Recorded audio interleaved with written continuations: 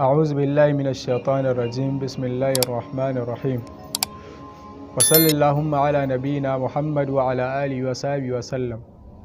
Ya uwana masu albarka, barkanmu da wannan lokaci, barkanmu da sake kasancewa a cikin wannan shiri da muke kawo tarihi na rayuwar annabinmu Muhammad sallallahu alaihi wasallam. A yau za mu tattauna akan wafatin mahaifiyar manzon Allah sallallahu alaihi wasallam Amina, ma'ana rasuwarta, komawarta ga Ubangiji Mahalicci.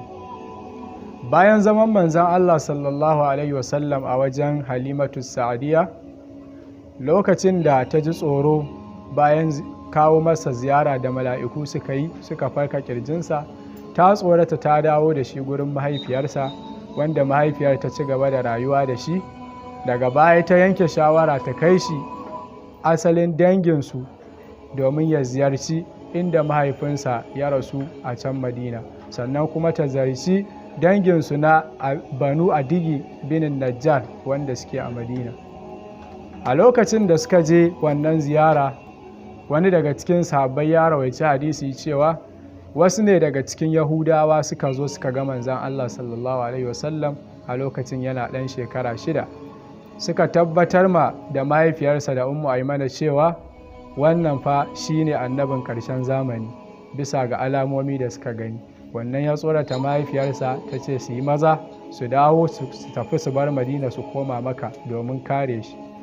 To a kan hanyar su ta komawa a daidai guri da ake kira Abuwa'i, a nan ne Allah ya sanya mata rashin lafiya ta yi jinya. Tafiyar tasu tare da kakansa ne da Ummu Aimana da ita mahaifiya.